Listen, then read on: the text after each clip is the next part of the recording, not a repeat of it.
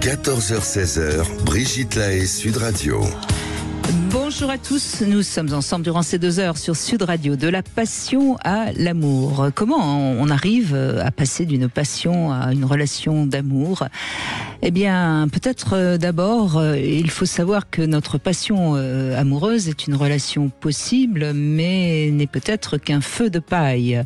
Certes, c'est un feu torride, mais qui peut se terminer vite en cendres. Et avec Lucie Vincent, eh bien, on va comprendre, on va avoir les explications de la passion et on va voir les explications de ce qu'est l'amour véritable, si amour véritable il y a. On saura également quels sont les secrets pour passer de l'un à l'autre quand c'est possible. Et surtout, vous aurez des pistes pour pouvoir faire durer votre histoire d'amour, parce qu'après tout, quand on commence une histoire d'amour, on a envie que ça dure. Bien souvent, en tout cas c'est ce que je remarque, surtout depuis quelques années, on a tendance à quitter trop vite parce qu'on pense que l'amour n'est plus là, alors qu'il est peut-être juste enseveli sous un monticule d'habitude.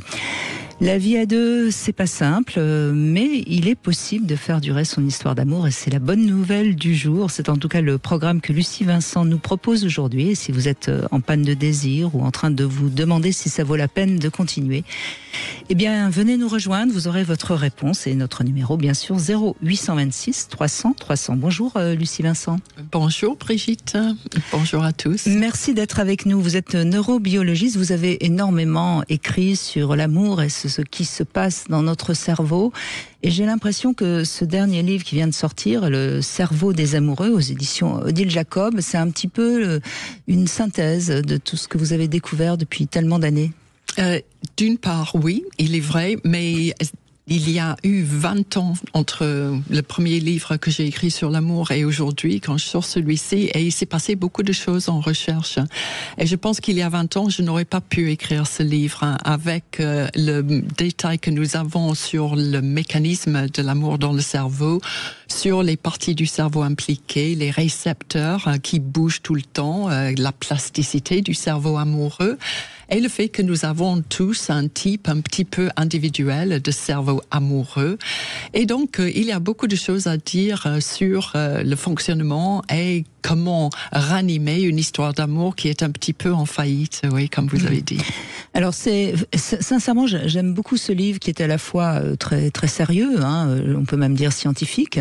Il y a une partie scientifique pour décrire les mécanismes, mais il n'y a pas que ça. Mais en même temps, c'est assez compréhensible et c'est intéressant parce que ça prouve bien que l'amour, c'est pas uniquement dans les contes ou dans une sorte de mythe. Oui. Il y a une réalité physiologique.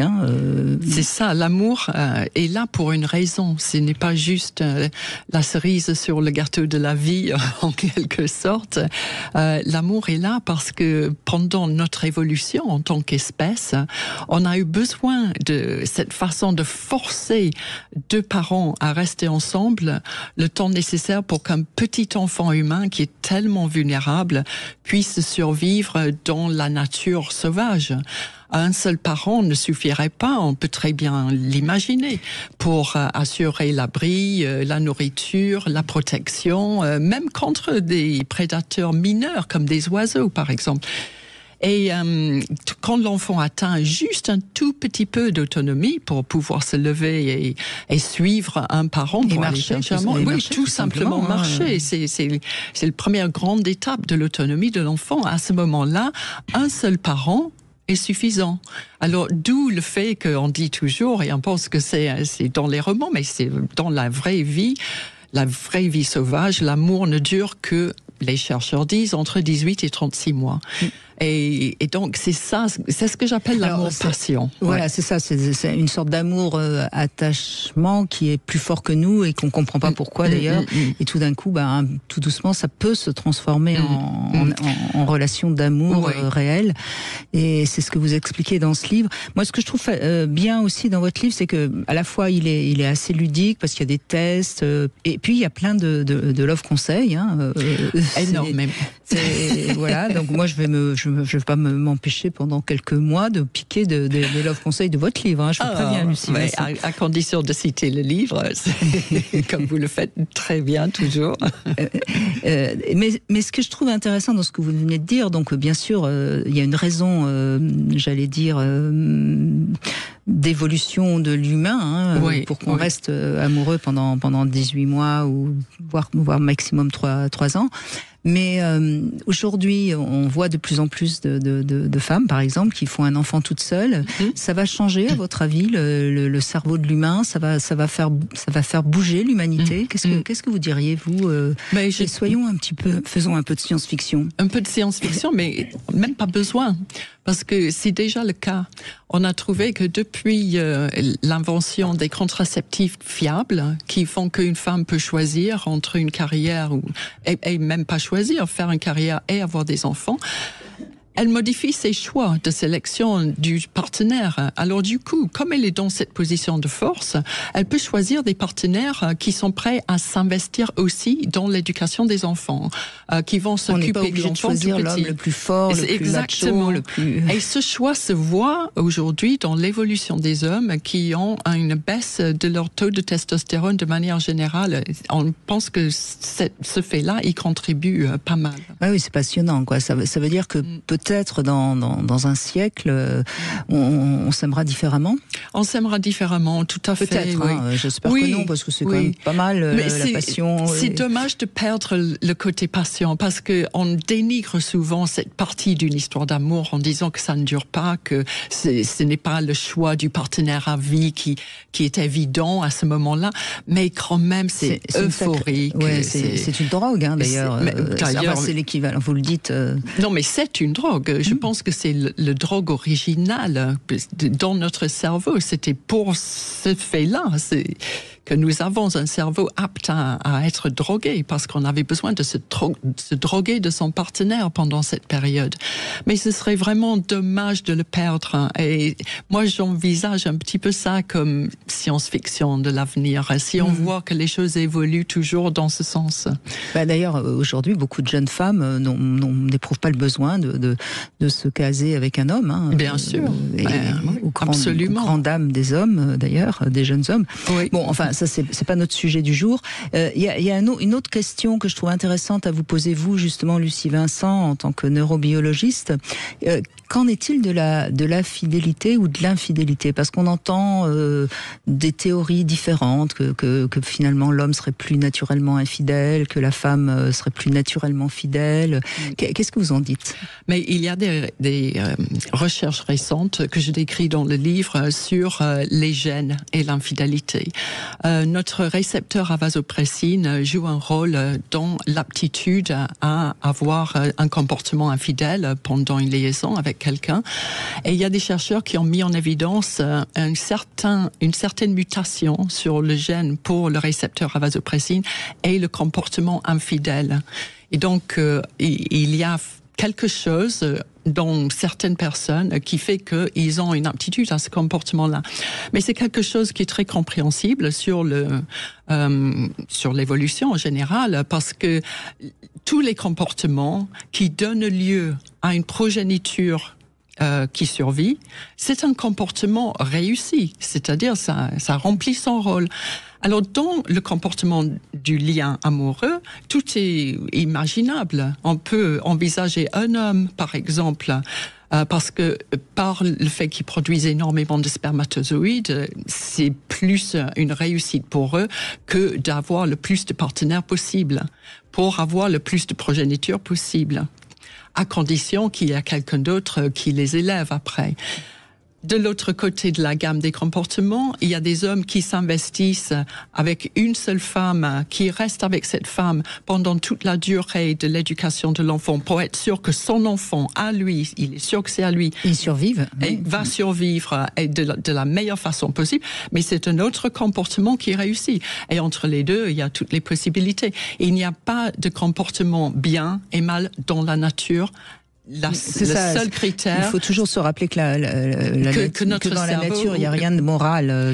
Mais bien au contraire, en quelque part. Il n'y a rien de plus fasciste que la nature. Et cruel parfois. Et très cruel, absolument. Oui. Donc ça c'est aussi intéressant de comprendre qu'au fond, il n'y a pas de jugement à avoir. Il y aura des êtres qui seront plus fondamentalement fidèles, plus d'autres. Alors évidemment, quand on est dans la passion, on est tellement drogué par l'autre qu'on reste. C'est ça le problème. On reste généralement fidèle. Absolument. D'où j'ai fait tous les quiz dans le livre pour que chacun puisse se rendre compte de son cerveau, parce que faut peut-être pas le faire faire à son partenaire si on est pour la pérennité des couples. Mais je trouve que la meilleure façon de gérer son histoire d'amour, c'est de comprendre ce qui se passe et d'agir en connaissance de cause. Je suis bien d'accord avec vous et c'est pour ça que je suis ravie de vous recevoir et je suis sûre qu'il y a énormément de questions qu'on a envie de vous poser, Lucie Vincent. Donc on vous attend sur Sud Radio au 0826 300 300. À tout de suite. Vous voulez parler à Brigitte Lahaie, 0826 300 300. 14h-16h, Brigitte Lahaie, Sud Radio.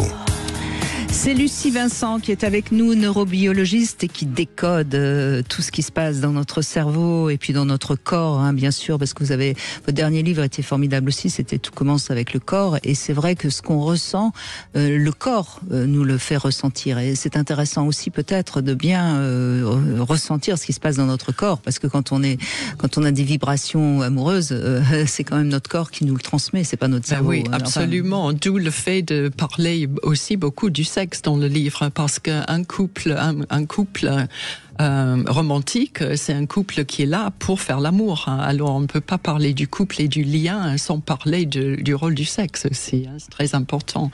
Et le corps quand même, et le cerveau n'est rien sans le corps, et vice versa. Notre corps humain n'est rien sans le cerveau, mais le cerveau, il se sert des informations du corps pour fonctionner, des informations de tous les systèmes sensoriels. Donc il y a les hormones qui envoient des messages au cerveau, déjà qui en fait quelque chose. Oui, mais nos systèmes sensoriels nous donnent toutes les informations sur nous-mêmes, mais sur le monde autour de nous.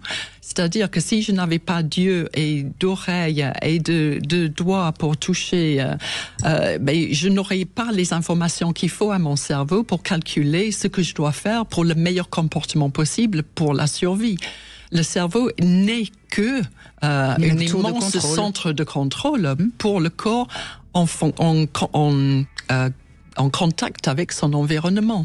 C'est ça qu'il ne faut pas oublier. Quand on parle de plasticité du cerveau, eh bien le cerveau, ça veut dire que le cerveau se modifie en fonction de notre vécu, en fonction de qui nous rencontrons, ce que nous lisons, les conversations que nous pouvons avoir, absolument tout ce qui est autour de nous. Et on a la chance d'être avec Lucie Vincent aujourd'hui, qui, comme vous l'entendez, est passionnée et va vous passionner. Bonjour Delphine. Oui, bonjour Brigitte. Bonjour Lucie. Bonjour Delphine. Alors moi, ça fait 18 ans que j'ai rencontré l'amour. Oui. Qui a été d'abord une relation où il y avait énormément de passion. Oui. Parce qu'on n'a pas vécu tout de suite ensemble, puisqu'on était de régions différentes, moi dans le nord et lui dans le sud, séparés tous les deux avec 3 enfants chacun.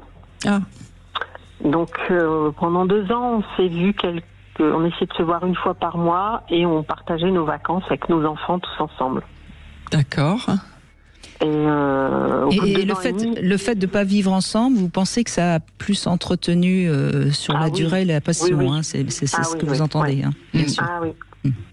Mais ça, on le sait, que l'habitude, à force, fait baisser un peu la tension amoureuse. Absolument, parce que dans le circuit amoureux, dans le cerveau, il y a le noyau accumbens qui produit la dopamine, qui fait partie du système de récompense, qui est très sensible à la nouveauté et à la surprise.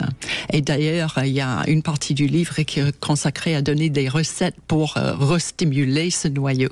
Mais quand on vit à part, comme Delphine avec son amant, et qu'on ne se voit qu'une fois par mois, on a le temps de encore être surpris par tout ce qui concerne son amoureux quand on se rencontre de nouveau. Et donc, c'est sûr que ça prolonge énormément les 3 ans de l'amour-passion.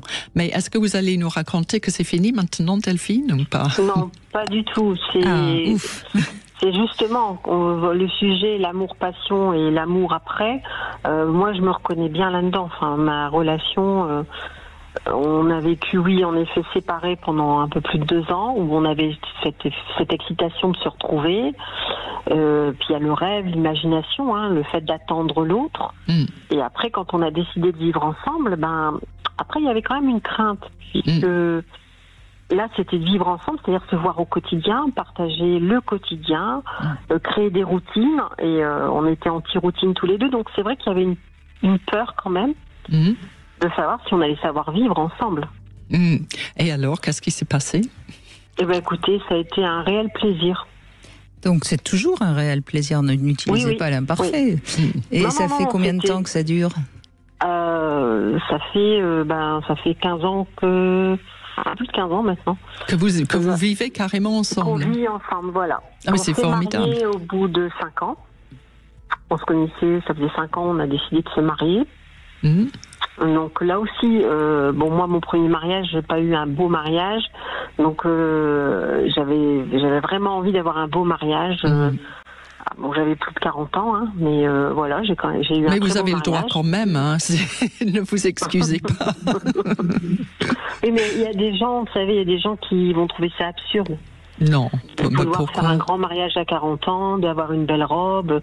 Moi, c'était mon rêve de petite fille, et puis je l'ai réalisé à 40 ans, voilà. Mieux vaut tard que jamais. Voilà, et puis c'est pas du tout... avec mon époux, on en rigole, on aimerait encore... des fois, on plaisante, on dit, et si on se remariait? Maintenant, j'ai 54 ans... Il a 61. Mais c'est très à la mode aux États-Unis. Si vous avez besoin d'une excuse pour pouvoir le faire, vous dites on fait ça beaucoup aux États-Unis, même en Angleterre, on va renouveler ses vœux. Pour redire. Pourquoi pas quand vous serez depuis 20 ans ensemble, c'est-à-dire dans 2 ans, si j'ai fait le bon calcul, vous pourriez à ce moment-là refaire des noces au bout de 20 ans. Je ne sais plus ce que c'est comme noces, mais et à ce moment-là, vous faites une grande cérémonie avec vos amis et vous refaites une jolie robe. Pourquoi pas Alors à nos 10 ans de mariage, j'ai voyez, je vous connais. Dans la robe, c'était un peu dur. Non, mais vous en faites une autre de robe. Oui. Mais c'est vrai que c'est... Comme j'ai eu une vie avant, un premier mariage avec 3 enfants, c'est sûr que là, c'était un nouveau départ, avec des choses qu'on veut plus vivre et des choses qu'on a envie de réaliser, et des choses qu'on attend chez un homme. Et en fait, quand je l'ai rencontré, la première nuit qu'on a passée ensemble, alors, est-ce que c'est... je ne sais pas comment vous avez interprété, Lucie, mais dès qu'il m'a touchée, je me suis dit, et je lui ai dit, de toute façon, je ne veux plus qu'un autre homme que toi me touche. Très agréable. Oui, mais ça, je dirais que ça fait partie des stimuli inconscients qui rentrent un peu dans les critères pour le coup de foudre et l'amour-passion. Et c'est une chance que se toucher et cette reconnaissance du bien-être corporel à côté de lui vous a donné envie de l'explorer davantage. Je pense que vous avez passé du temps, comme vous vous êtes vu qu'une fois par mois, l'autre est resté une curiosité pendant quelque temps, et vous avez sûrement passé du temps aussi, en plus d'avoir ces effets physiques, à explorer le cerveau de l'autre, à comprendre qui il est et de mieux le connaître. Ce n'est pas vrai, ça? Ah oui. Comme j'avais 3 enfants, j'avais envie de refaire ma vie, mais pas avec n'importe qui. Je voulais un homme papa poule. Mais oui. Et quand j'ai pu l'observer, lui, avec ses enfants... Mais c'est ce que j'allais vous dire. Oui, parce que le fait d'avoir des enfants, c'est vraiment une révélation énorme. Quand on voit quelqu'un d'autre, un autre adulte, se comporter avec nos enfants, eh bien, il y a plein de facteurs qu'on peut juger. La patience, l'implication, la gentillesse, mais l'intelligence tout simplement dans la façon de faire, et puis l'empathie envers des enfants. On a tout de suite ouverture sur toute une gamme de qualités qu'on ne voit pas forcément chez quelqu'un. Oui, vous voulez dire en fait, Lucie Vincent, que Delphine a scanné, si je puis dire, son partenaire pour voir s'il pouvait, si elle pouvait accepter de vivre avec lui. Oui. Parce que c'était essentiel, évidemment, qu'il se comporte bien avec ses enfants. Mais exactement, et sur des facteurs autres que ce qui rentre en jeu sur le coup de foudre. En fait, on ne se rend pas compte qu'on est en train de faire ça, mais bien sûr, on le fait tout le temps. Alors, avec tout le monde. Bien sûr, il y a le côté raisonnable chez Delphine, qui s'est dit oui, ça ira, etc. Mais je suis sûre que de manière très intuitive, instantanée, ça a dû se faire très inconsciemment. Mais ça se fait inconsciemment, mais on le fait tout le temps. Parce que nous avons tous un cerveau individuel. On a besoin, en tant qu'espèce, de communiquer beaucoup avec les autres pour joindre nos compétences, parce que nous sommes différents. Et donc, notre cerveau social est très, très développé, il fonctionne beaucoup, et nous révèle beaucoup de choses sur l'autre tout le temps, en permanence. Quand on a un instinct, comme vous dites, c'est parce qu'on a capté beaucoup d'informations sur sa façon de parler, d'agir avec les autres, de rire, etc. Et donc, quand on le voit avec les enfants de quelqu'un, ça nous apporte beaucoup d'informations précieuses. Eh bien, merci. En tout cas, Delphine, on comprend bien déjà, grâce à votre témoignage, tout ce qui se passe dans notre cerveau. Et on continue, bien sûr, avec Lucie Vincent. Mais dans un instant, un love conseil auquel Lucie Vincent va répondre également. Pourquoi c'est si douloureux d'être trompé? Comment réussir à passer de la passion à l'état amoureux? On en parle aujourd'hui avec Lucie Vincent. Vous souhaitez témoigner? Appelez-nous au 0826 300 300. 14h-16h, Brigitte Lahaie, Sud Radio. Brigitte Lahaie, Sud Radio, le Love Conseil. Eh bien, Lucie Vincent, je compte sur vous pour donner encore plus d'informations à tous ceux qui nous écoutent, parce qu'on va parler de cette douloureuse chose que d'être trompé. Et c'est vrai que déjà, il faut le dire, la douleur n'est pas la même pour tous. Il y a des personnes qui vont être plus vulnérables, notamment parce qu'elles sont souvent très dépendantes dans leurs relations. Et c'est vrai que plus la souffrance est intense, ça montre bien qu'il y a quelque part un problème d'estime de soi, et que souvent ce couple qu'on forme était le support de l'estime de soi. Hein. Et ces personnes, donc, souvent n'existent qu'à travers le regard de l'autre. Et si ce dernier a été voir ailleurs, elles se sentent forcément dévalorisées, pas à la hauteur. Enfin bref, voilà. Mais ce que je crois qui est important à dire aussi, c'est que la découverte de l'adultère, ça peut ouvrir des blessures qu'on ne connaît pas et qui tout d'un coup nous submergent, notamment des manques d'amour parentaux ou des préférences pour un autre enfant que nous. Ça peut réveiller cette blessure-là. Et je crois aussi que les personnes qui ont été victimes peuvent vivre la situation adultère à nouveau en victime et avoir du mal à s'en sortir, parce que l'infidélité, bien sûr, c'est une épreuve, hein, c'est jamais très agréable, mais parfois on rajoute de la souffrance à l'infidélité et notamment parfois un sentiment de trahison, comme si c'était impardonnable, etc., etc. Bref, toujours est-il que je crois que c'est important de comprendre qu'est-ce qu'on ressent et essayer de décoder un peu mieux ce qu'on ressent, pas simplement le fait d'avoir été infidèle, parce que ça cache parfois beaucoup de choses. Et puis, je crois qu'il faut aussi essayer de comprendre pourquoi notre partenaire peut-être a été infidèle, et puis surtout qu'à un moment donné, il puisse comprendre notre souffrance. Et puis après, il faut arriver à passer outre tout ça, sinon ça va devenir un poison dans le couple et ça va finir par détruire le couple. Je crois qu'il y a beaucoup de choses à en dire. Hein. Et il y a beaucoup de choses à en dire. Et d'ailleurs, j'en dis beaucoup bien sûr, dans le livre, dans le bouquin, parce que c'est un sujet central pour beaucoup de couples. C'est une des raisons principales de consultation chez c'est toujours la première cause de rupture dans un couple. Ah, c'est vrai? Ah oui. Et donc, j'en parle beaucoup pour cette raison-là, mais parce qu'aussi, il y a des choses à en dire en termes de neurobiologie. Vous avez évoqué le réveil d'un passé difficile par un acte d'infidélité. Et c'est sûr que pendant notre jeunesse, si on a vécu des situations douloureuses qui ont à voir avec ce genre de comportement, ces souvenirs sont emmagasinés dans tous les cortex sensoriels, organisés par l'hippocampe. Et plus tard dans la vie, eh bien, quand même un point important, on pense que la mémoire et l'hippocampe est là pour emmagasiner le passé. En réalité, cet emmagasinage est là pour nous aider à prédire le futur. C'est son rôle numéro 1. Alors, s'il se passe quelque chose, on capte tout, et on donne une sorte de surlignage de ce qu'on est en train de vivre par notre ressenti émotionnel. Donc, les souvenirs sont emmagasinés en connexion avec le vécu émotionnel.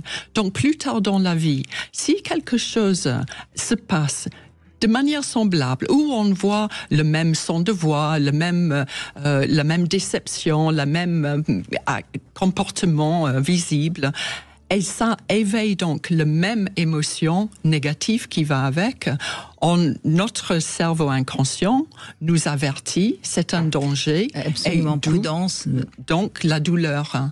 Et donc, dans le livre, il y a un quiz sur notre propre cerveau. Est-ce que notre cerveau est un de ces cerveaux qui a une aptitude à l'infidélité ?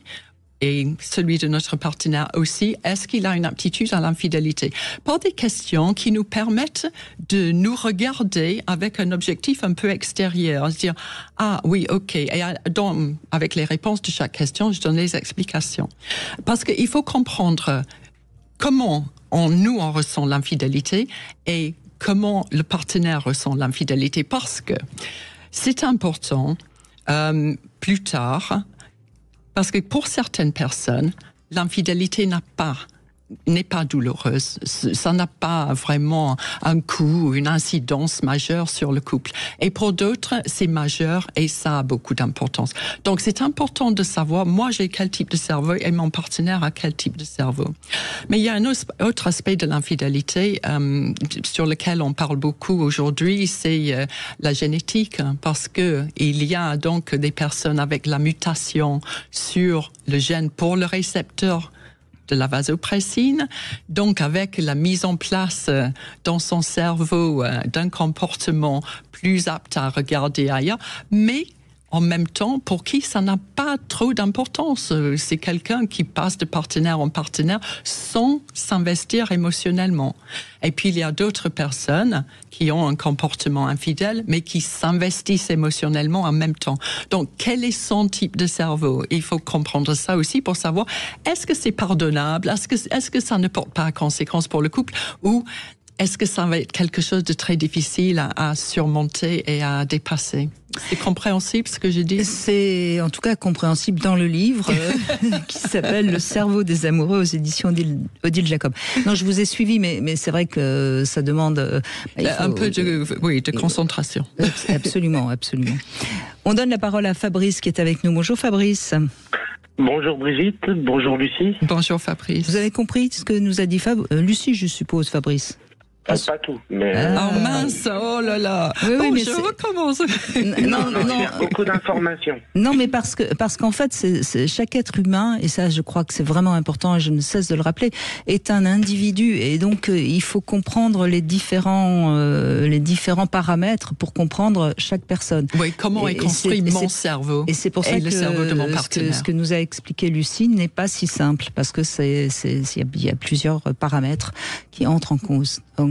Voilà. Mais oui, parce qu'on peut pas dire globalement pour un couple, bon, l'infidélité c'est pas grave ou l'infidélité est grave. Ça dépend des individus dans le couple et des paramètres de chacun, et donc ça fait une multitude de paramètres. Voilà. Fabrice, on vous écoute, allez-y, racontez-nous ce que vous avez envie de nous dire. Moi, j'ai rencontré ma femme il y a 30 ans. Oui. Dans une discothèque. On était jeunes, amoureux, on se faisait des bisous tout le temps, voire plus. Donc coup de foudre immédiat. C'est cela, tout à fait. On a appris à se connaître. Et à force du temps, on a fait des compromis pour vivre notre couple. Et puis ça fait 30 ans qu'on est ensemble. Et maintenant, on se fait moins de bisous, mais on est plus des amis. Mais on s'aime quand même. Il y a un certain regret là dans votre façon de parler, je trouve. Oui, parce qu'on fait moins de bisous. Ah, d'accord. Et quand vous parlez de bisous, c'est avec beaucoup d'S, hein, peut-être même un X. Hein. Oui, mais tout à fait. On est d'accord, on a compris. Ben oui, c'est-à-dire qu'à un moment donné, moi je crois, et Lucie Vincent en parle du désir dans le livre aussi, comment ne pas le laisser s'endormir. Il est jamais mort le désir, mais parfois il faut le réactiver. Et peut-être que justement, tout doucement, l'amitié prend le pas sur l'amour. C'est même souhaitable que l'amitié prenne le pas à un moment. Un couple qui est ami, c'est une très très bonne base justement pour réveiller la vie sexuelle du couple. Il n'y a rien de pire que quand on se hait. Ce qui arrive souvent à la fin de la période passion, où on n'a pas eu mais trop d'amitié parfois. Non, mais trop d'amitié, non, c'est nuisible. Mais c'est une bonne base pour redémarrer. Oui, bien parce sûr, que bien sûr. si on se déteste, mais il faut une autre étape avant de pouvoir appliquer les conseils pour stimuler, par exemple, le centre de récompense dans le cerveau. Et Lucie Vincent parle beaucoup des surprises, par exemple, Fabrice. Ben voilà, le noyau accumbens est très sensible à la nouveauté et aux surprises. Et donc, dans le livre, je donne quelques idées, mais on peut s'en inventer, pour redevenir surprenant. Allez-y, Fabrice. Le problème, c'est qu'on arrive déjà à penser ce que l'autre va penser, on finit les phrases de l'autre avant. Ben justement, il faut le déprogrammer et le surprendre. Et je suis désolée de le dire, mais d'où l'intérêt de lire des livres, parce que, comme le mien, parce que effectivement, dans un couple, on connaît déjà ce que nous savons, et il faut aller chercher à l'extérieur de nouvelles idées. Il faut essayer de trouver autre chose. Donc, il faut explorer des ressources qui sont disponibles. Ce qui est intéressant dans ce que vous dites, Fabrice, et que moi j'ai beaucoup remarqué, en effet, les couples qui sont ensemble depuis très longtemps finissent par boire la même chose, manger la même chose, se ressembler et avoir les mêmes. Alors, à la fois, c'est formidable parce que ça crée une vraie vie commune, il n'y a pas de doute. Oui. Mais en attendant, ça veut dire qu'il faut de temps en temps surprendre l'autre. Oui. Et pourquoi pas par des tas de petites choses du quotidien. Imaginez ce soir, je sais pas si vous rentrez avant ou après votre femme, Fabrice. Avant ou après ? Je suis actuellement à la maison. Bon, vous êtes à la maison. Imaginez que ce soir, elle rentre et que vous ayez changé la décoration de la salle à manger et que vous ayez préparé un petit dîner totalement différent de ce que vous faites d'habitude. Je vous assure que ça va la surprendre. Oui, c'est exact. Vous voyez ? Et c'est pas très compliqué à faire. Oui, tout à fait. Et si vous faites ça de temps en temps, il ne faut pas faire ça tous les jours, ce serait d'abord épuisant. Oui. Mais vous voyez, c'est ça, quand on parle de surprise, c'est la surprendre dans le quotidien. Et c'est parce qu'on surprend l'autre dans le quotidien qu'on n'est plus prévisible. Et que donc, tout d'un coup, on se dit... Oui, il y a des côtés que je connaissais pas et ils m'intéressent toujours. J'ai un exemple, ma voisine m'a raconté, et tellement ça l'a ému, mais vous allez voir, c'est rien, c'est vraiment rien, mais tellement ça l'a ému, elle m'a raconté l'histoire 2 fois déjà, que pour le premier de l'an, son chéri, ils ont décidé qu'ils allaient pas sortir, parce qu'ils étaient fatigués, et donc ils allaient manger quelques huîtres à la maison, mais son chéri est descendu, il avait déjà mis son pyjama, mais il a mis une cravate sur le pyjama. Et donc, ça l'a tellement fait rire, elle trouvait ça tellement adorable qu'il ait pensé à faire une petite blague avec une cravate sur le pyjama que ça l'a beaucoup stimulée. Et elle était ravie. Donc, quelquefois, ce sont des riens qui... Oui, mais un vêtement tout à fait anachronique peut en effet provoquer une surprise. Vous voyez, donc Fabrice, c'est vraiment pas grand-chose. Et puis, vous avez des tas de petits conseils dans le livre de toutes Vincent, sortes. Le cerveau des amoureux. Donc, voilà. Mais c'est vraiment essentiel. On en parle souvent dans cette émission des surprises. Mais je crois que vous nous montrez bien, Lucie Vincent, que c'est pas juste pour le fun. C'est réellement ce qui nous... Oui, en fait, les conseils, c'est vrai, on en connaît beaucoup. Mais je pense que le fait de savoir pourquoi c'est important. Ça change tout. Ça nous donne... Ça motive beaucoup pour les faire. Et quand on voit le résultat, mais ça nous donne confiance. Et donc, on va revenir et on va voir une autre partie du cerveau qu'on peut stimuler et comment et pourquoi. Il y a autre chose aussi, Fabrice, que je peux vous donner comme conseil à tous ceux qui nous écoutent. Et je pense que Lucie Vincent va être d'accord. C'est si tout d'un coup, vous décidez de vous mettre à apprendre à jouer de la guitare. Ou autre chose, d'ailleurs. Ou apprendre le russe. Voilà. Et le russe, en ce moment, c'est peut-être pas une bonne idée. Mais vous voyez, Fabrice, ça aussi, ça surprend l'autre. Parce que tout d'un coup, l'autre se dit, tiens, il fait autre chose. Exactement. Bon, au boulot, Fabrice. D'accord, ok. Merci en tout cas. Allez, on fait une petite pause, on se retrouve dans un instant. Vous voulez parler à Brigitte Lahaie, 0826 300 300. 14h-16h, Brigitte Lahaie, Sud Radio. Lucie Vincent est avec nous. Le cerveau des amoureux, c'est aux éditions Odile Jacob. Le sous-titre « S'aimer pour toujours ». Et en effet, c'est vraiment plein de conseils. Et surtout, on comprend pourquoi on va cesser de s'aimer et qu'est-ce qu'il faut faire pour garder l'amour. Pas la passion, on a bien dit l'amour. Olivia, bonjour. Bonjour Olivia. Bonjour Brigitte, bonjour Lucie. Bonjour, merci de me recevoir. Je vous en prie. Donc vous êtes une grande passionnée, c'est ça ? C'est ça, c'est tout l'avantage, j'ai envie de dire. Et puis évidemment, il y a quelques limites à cette approche de la relation amoureuse, puisque comme vous en parlez souvent Brigitte dans vos émissions, et puis par expérience aussi, parce qu'on peut considérer que j'ai quelques kilomètres au compteur maintenant, effectivement je sais bien que la passion, notamment celle du tout début, a une part d'illusion qui fait que la réalité nous rattrape toujours à un moment donné. J'ai pas trop de problème avec ça.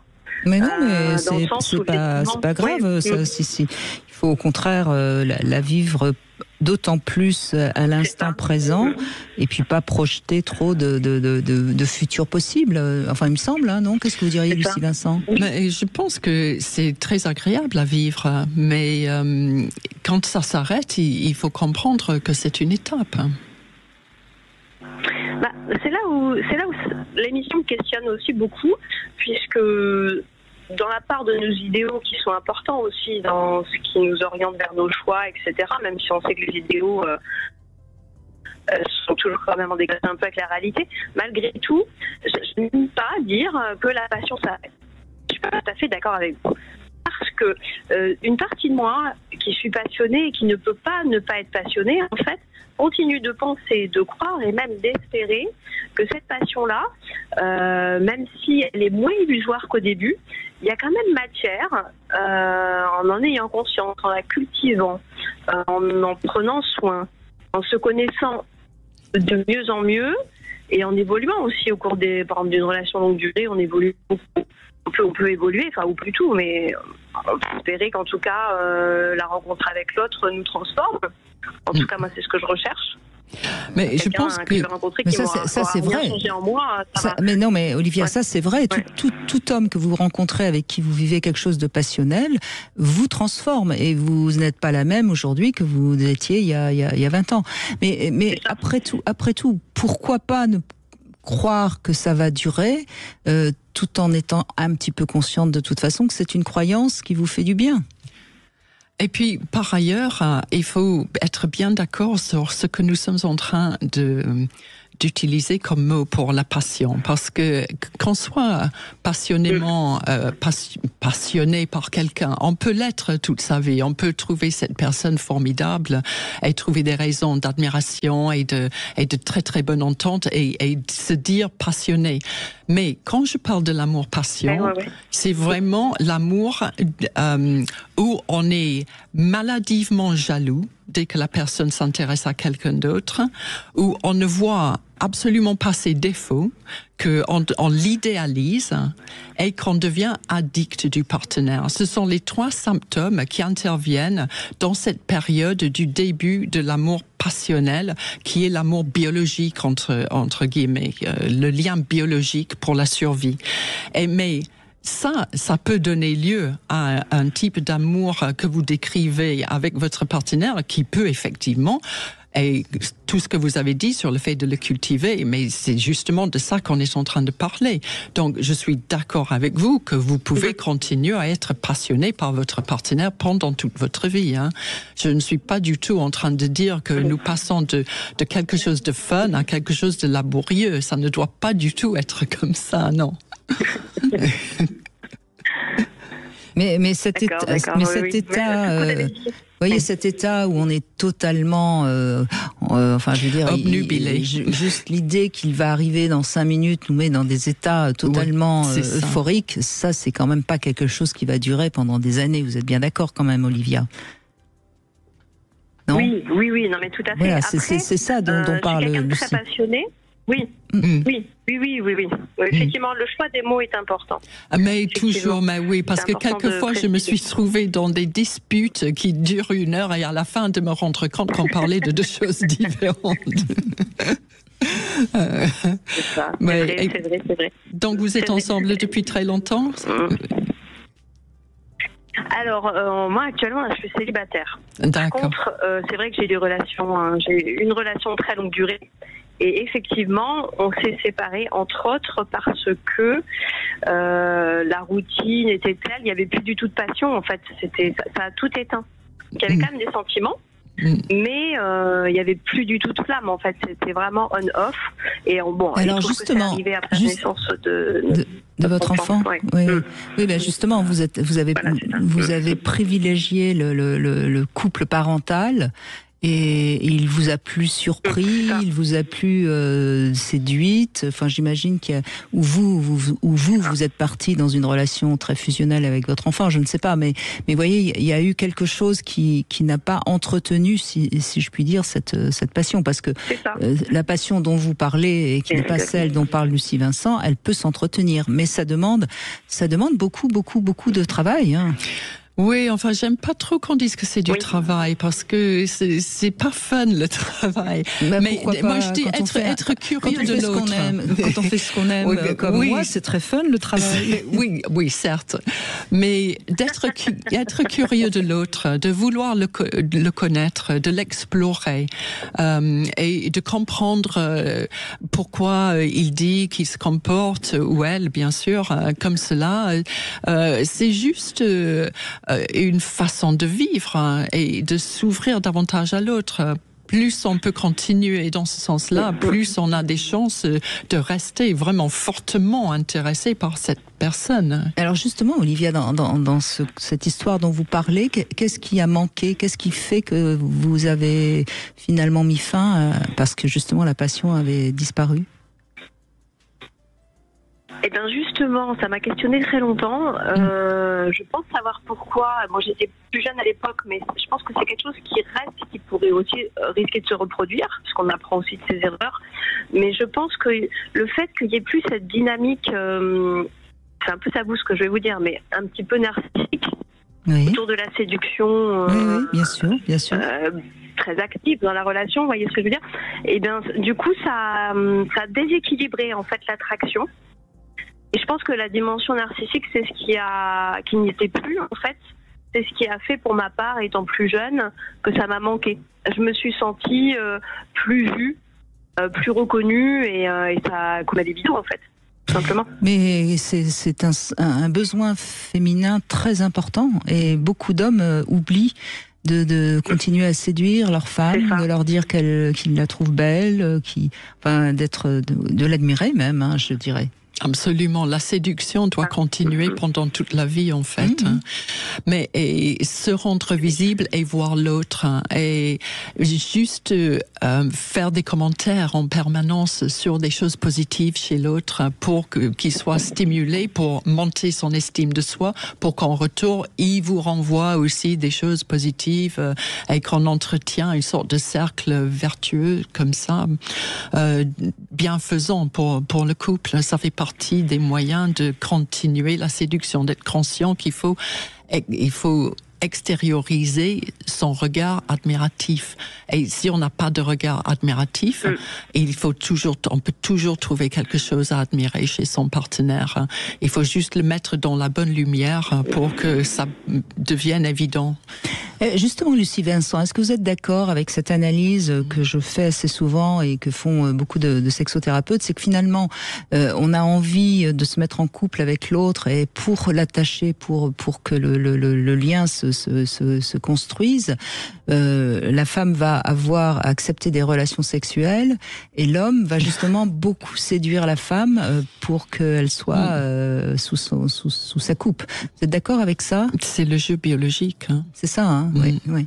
Et donc, si on arrête ce jeu biologique, forcément, on se demande pourquoi on est là. On devient des amis.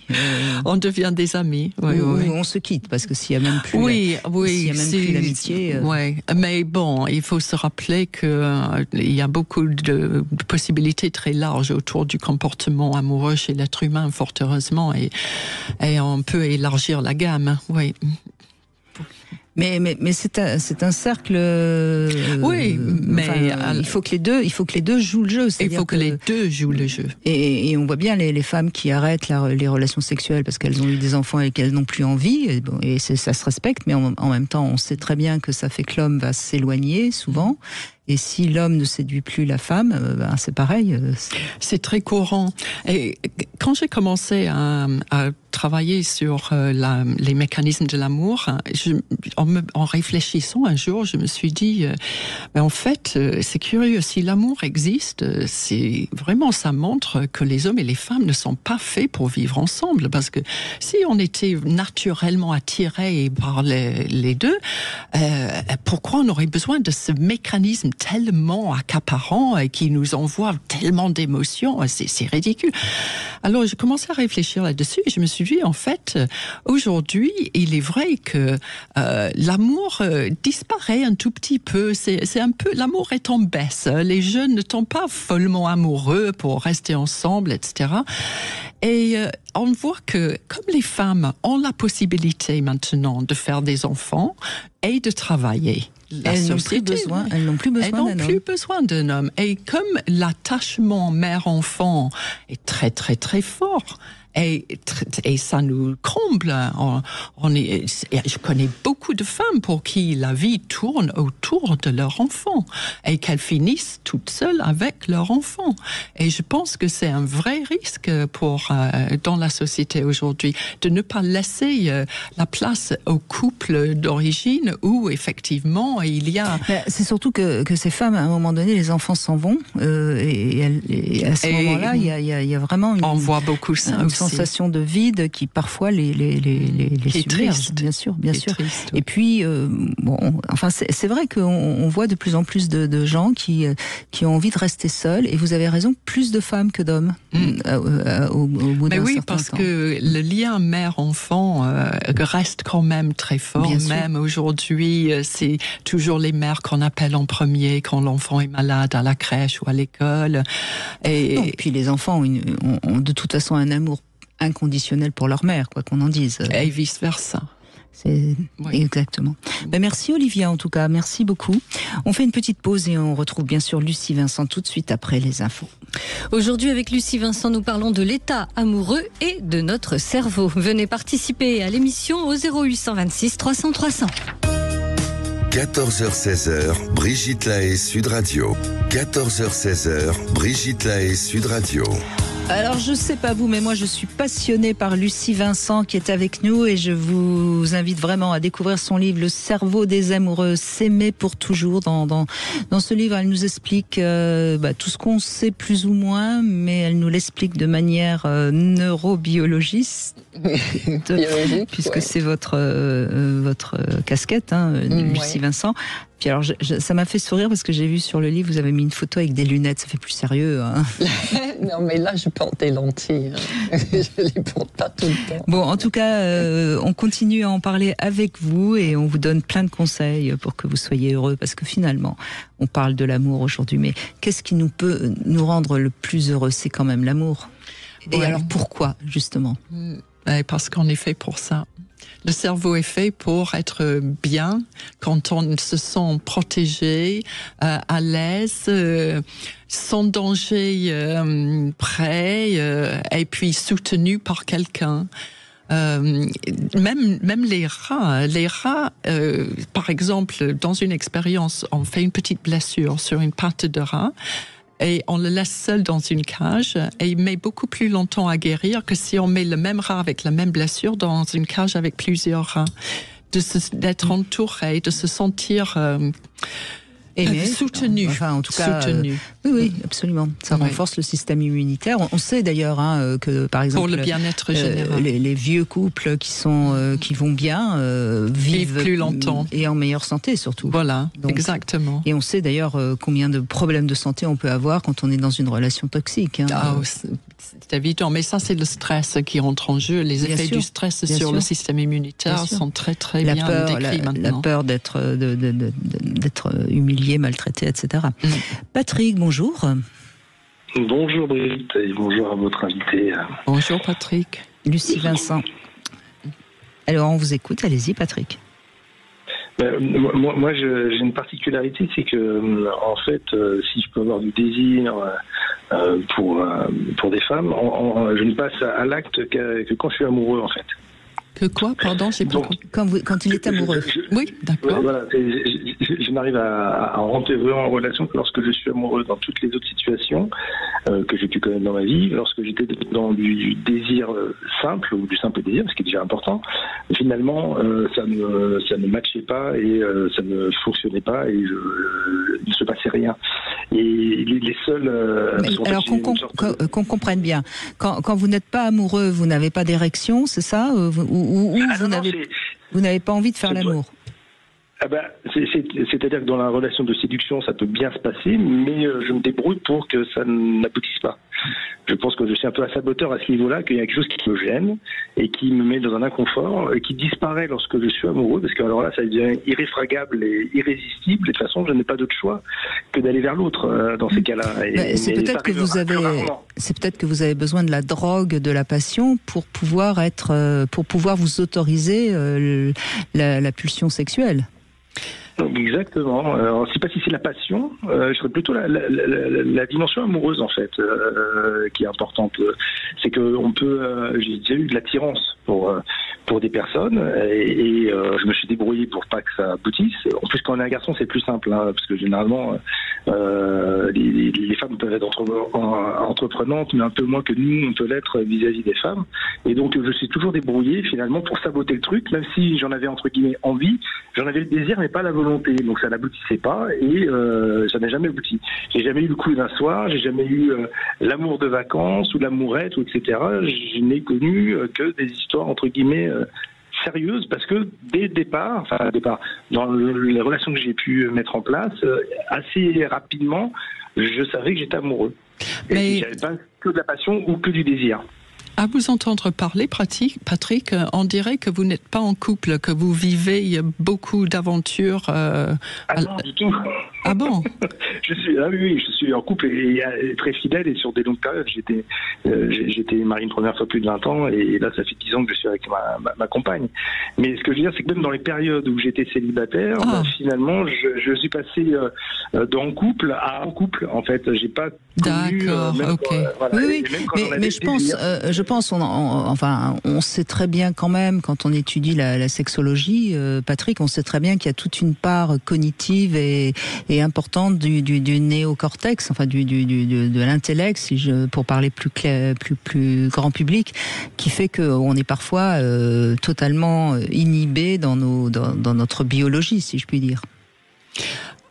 Comme si vous avez par exemple une culture ou une éducation qui vous a fait qui vous a dit on ne fait l'amour avec une femme que quand on l'aime, que si ça doit durer, que si c'est pour une relation durable. En fait, on dit que le cerveau est le plus grand glande sexuelle, et effectivement c'est vrai que nous avons tous nos laissez-passer et nos inhibitions dans le cerveau pour stimuler ou réfréner le comportement sexuel. Et dans votre cas, c'est la notion de relation de longue durée. Mais ça ne vous a pas empêché de vivre de très jolies histoires? Ah oui, non, mais je suis un grand amoureux, et donc oui, quand je suis amoureux, ça dure longtemps et c'est une belle histoire. Donc je suis heureux de ma vie. C'est simplement une remarque un peu spéciale sur même je dirais l'archétype de l'homme ou du garçon en général. On va dire que le garçon est plus volage, on va être plus oui, vous avez raison. Plus sur des histoires courtes, plus sur des histoires d'un soir.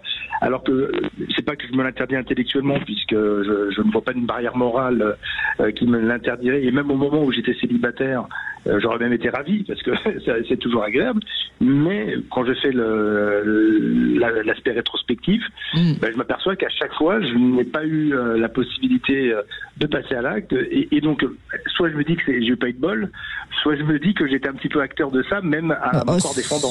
Sans doute, mais en même temps, comme vous n'avez pas l'air d'en souffrir, c'est pas la peine de chercher quelle serait la raison pour laquelle vous bloquez votre désir et votre pulsion, mais puisque vous n'avez pas l'air d'en souffrir, donc c'est pas grave.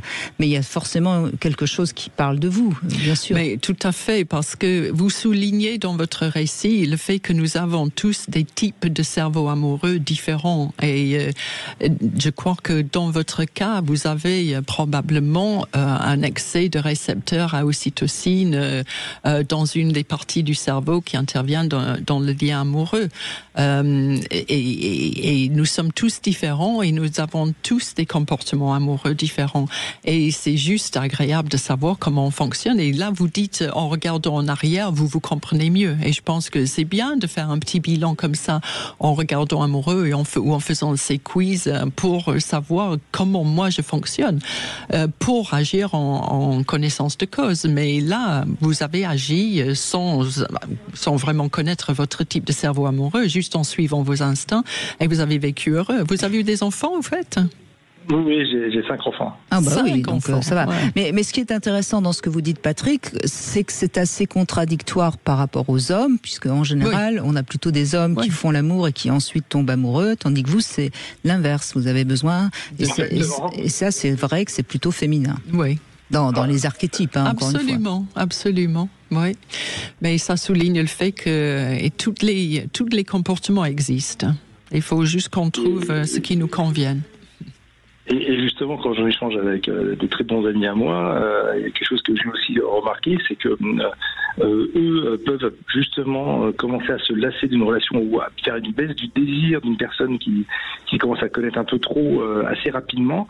J'ai des amis hommes qui, au bout de quelques mois, commencent déjà à dire quand même, faire l'amour toujours avec la même femme, ça n'a pas la même saveur, mais finalement la conquête amoureuse est peut-être encore plus belle que quand elle est nouvelle, et me poser la question, et je n'ai pas à me forcer ou à rester fidèle, puisque finalement je suis très à l'aise et le désir reste le même. Enfin, j'ai noté que dans la durée, j'étais pas dans une recherche d'une nouveauté pour la nouveauté, et que j'étais pas lassé par mes compagnes rapidement, ou en tout cas si après il y avait des hauts et des bas dans la libido, c'était indépendamment d'une lassitude qu'on peut aussi souvent mettre sur le dos des hommes qui auraient tendance à vouloir peut-être augmenter la nouveauté. Moi je suis très à l'aise justement dans ma relation. En même temps, mon expérience m'a plutôt prouvé que les hommes aiment bien garder la même femme, mais qui vont chercher de la nouveauté à côté. C'est un petit peu. Ça arrive aussi, c'est pas mon cas. Mais... Non, j'ai bien entendu, mais attention, il y a aussi des hommes qui sont très très fidèles. J'en entends aussi.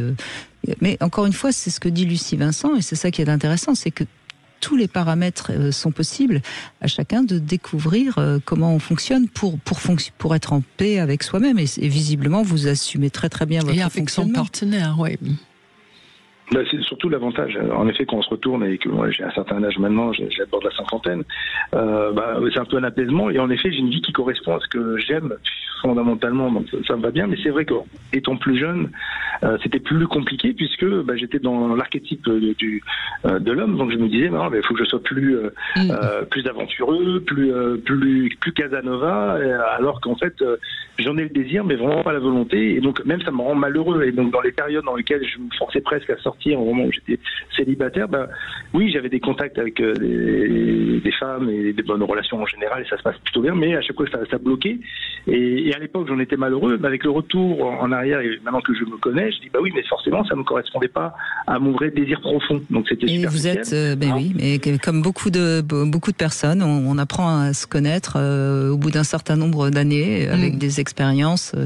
Et il faut pas se forcer. Et vous avez eu raison de tenir bon sur vos désirs. Merci beaucoup, Patrick, de ce témoignage. On fait une petite pause et on retrouve Lucie Vincent dans un instant. Vous voulez parler à Brigitte Lahaie, 0826 300 300. 14h-16h, Brigitte Lahaie, Sud Radio. Toujours en compagnie de Lucie Vincent qui nous propose son dernier livre, Le cerveau des amoureux, aux éditions Odile Jacob. S'aimer pour toujours, un très très chouette livre où on découvre ce qui se passe en nous lorsqu'on est excité, amoureux. Oui, avec quelqu'un d'autre, je pense que c'est une façon de mieux se comprendre, pour mieux agir en fait. Comprendre ce qui se passe en nous, dans notre cerveau et comment agir et réagir. Absolument. Et comme je le disais au début, quand on est dans une relation et qu'on a l'impression que peut-être il est temps de l'arrêter, c'est intéressant peut-être de voir qu'est-ce qui se passe pour justement peut-être relancer le couple ou en effet l'arrêter, parce que c'est parfois en effet il y a plus rien à vivre.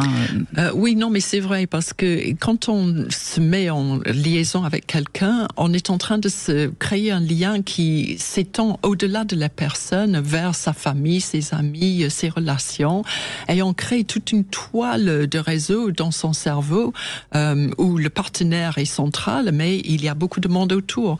Alors quand on casse avec un partenaire, on casse toute la toile en fait. Et quelquefois, on ne prend pas trop en compte tout ce qu'on va perdre quand on ça casse peut être une période difficile, parce que quand c'est cassé, on n'a plus rien sur quoi on peut se reposer. Ça peut être difficile. Donc il faut faire attention. Il ne faut pas se quitter comme ça sur un coup de tête. Enfin, c'est un peu mon avis. Oui. Christophe, bonjour. Bonjour Lucie, bonjour Brigitte. Bonjour Christophe. Bonjour, donc le sujet est vaste et complexe, parce que la première question que je me suis toujours posée, c'est quoi l'amour en fait? Oui, voilà, très bonne question. La première question, c'est quoi l'amour? Alors là-dedans, moi personnellement, donc, tout ce que je vais dire, ça n'incombe que moi, ce n'est pas la vérité. Moi, là-dedans, j'enlève tout ce qui est jalousie, possession, tout peut tourner autour de ça, surveillance et compagnie. Pour moi, l'amour, c'est aujourd'hui être heureux de voir sa partenaire ou son partenaire heureux, en fait. Oh. Oui. Voilà. Là, vous mettez l'amour dans la direction de l'agapé, pour prendre. Ouais, mais alors je vais vous on s'éloigne beaucoup d'Eros. J'ai 61 ans, j'ai vécu beaucoup de couples, j'ai vécu beaucoup de relations, je suis polyamoureux, libertin, voilà. Donc, j'ai une expérience qui me permet aussi peut-être aujourd'hui d'avoir pris un peu de hauteur et qui me permet aussi d'avoir du discernement par rapport à tout ça, quoi. Du discernement, et puis vous avez 61 ans. Donc en termes biologiques, vous êtes à une période un peu plus loin que la période optimale de la reproduction, même pour un homme. Dans cette période-là, vous n'avez plus les mêmes taux d'hormones que vous avez pendant votre grande jeunesse. Et donc, la mise en place des récepteurs à ocytocine et à vasopressine dans votre cerveau, la production de la dopamine dans le noyau accumbens ne sont plus les mêmes. Aussi intenses en quelque sorte. Pas aussi intenses. Et donc, il est un peu normal aussi que vous voyez l'amour d'un autre œil à cette époque-là que quand vous aviez 20 ans et que vous étiez polyamoureux. Ça, je suis sûre que ça va... Je suis toujours polyamoureux. J'étais sûre que Christophe allait réagir, parce que ça fait jamais... Ça plaît jamais quand on entend que, il y a des choses qui se Il y a des choses qui changent. Il y a des rides qui viennent. Effectivement, j'entends toujours, mais ça fait 1 an et demi que je suis avec ma partenaire, qui est bien plus jeune que moi, qui a un appétit sexuel débordant, et que j'essaie de combler au maximum, et puis on sommes tous les deux. Oui, non, mais je ne parle pas du désir sexuel, Christophe. Oui, on est d'accord. Mais en fait, il y a quand même aussi une relation avec ça, avec l'amour. Oui. Forcément. Vous voulez à tout prix me contredire parce que vous avez commencé en me disant que ce n'était plus pareil, mais maintenant vous voulez me prouver que c'est pareil que quand vous étiez plus jeune.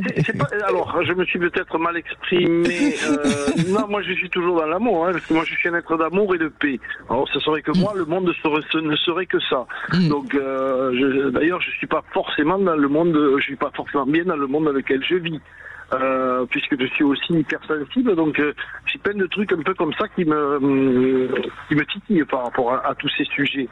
Et puis j'ai longtemps et beaucoup réfléchi à ces sujets. Mais moi, je vais vous prendre un petit peu en traître, si je puis dire. Vous dites que vous êtes, vous dites que vous êtes polyamoureux et que mais qu'en même temps vous êtes pour que l'autre soit heureux et que pour vous l'amour c'est que l'autre soit heureux. Mais est-ce que cette femme qui doit être très très amoureuse puisqu'elle est très désirante, est-ce qu'elle accepte que vous puissiez aimer une autre femme? Oui, mais elle est pareille que moi. D'accord. On est tous les deux polyamoureux. D'accord. Donc, et c'est elle qui m'a révélé à ça. Pendant très longtemps, j'ai cherché par rapport au fait que... ça fait un an et demi que vous êtes ensemble, c'est ça? Ouais, ça va faire 2 ans bientôt. 2 ans, oui. Bon, on en reparle dans 2 ans, Ouais, mais d'ici là, les choses auront évolué, évidemment. Je crois, c'est évident. Ouais. C'est évident. On en parle, d'ailleurs. Ça peut faire partie de l'aspect nouveauté dont on parlait tout à l'heure. C'est très... Oui, c'est un peu à la mode. Le polyamour est à la mode.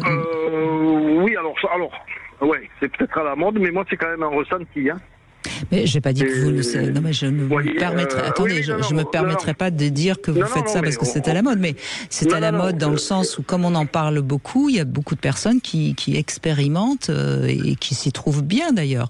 Je suis juste sceptique sur le fait qu'un couple puisse durer très longtemps en étant polyamoureux. Mais encore une fois... Il faut énormément de communication. De toute façon, quoi qu'il en soit, que vous soyez en couple, comment on veut dire, entre guillemets... Je ne sais pas s'il faut énormément de communication. On peut aussi, on peut aussi ne rien se dire et être polyamoureux. Vous voyez, je crois qu'il y a l'avantage du polyamour, justement, c'est qu'il n'y a pas une règle très définie. Chacun met ses propres règles. Et puis, le fait d'être polyamoureux ne veut pas dire que moi, en ce moment, je suis exclusif, par exemple. Et j'ai pas d'autres personnes... avec qui, mais ça peut, je veux dire, c'est possible, mais c'est possible, mais c'est pas obligatoire, on va dire. Oui, bien sûr, mais en même temps, le terme exclusif et polyamour me paraissent pas des termes qui vont très bien ensemble. Et pourtant, ça fonctionne ensemble. Ça peut fonctionner ensemble. C'est un état d'esprit aussi après le polyamour. Oui, mais quand on dit excusez-moi Christophe, mais quand on dit qu'on est exclusif, ça veut dire que on n'entend pas la notion d'éventuellement aimer ailleurs, quoi. Donc, vous voyez, c'est déjà curieux. Non, mais je veux dire, moi, encore une fois, vous le savez peut-être si vous êtes assez fidèle à cette émission. Moi, j'écoute énormément ce que disent les gens, et je trouve surprenant que quelqu'un qui se dit polyamoureux me parle d'exclusivité. C'est juste ça. Je pense que inconsciemment, ça signifie quelque chose. C'est juste ce que je suis en train de dire. Alors, à ce moment, j'ai plusieurs personnes que j'aime, effectivement, mais avec qui je ne fais pas de sexe, par exemple. Ça n'empêche pas de les aimer.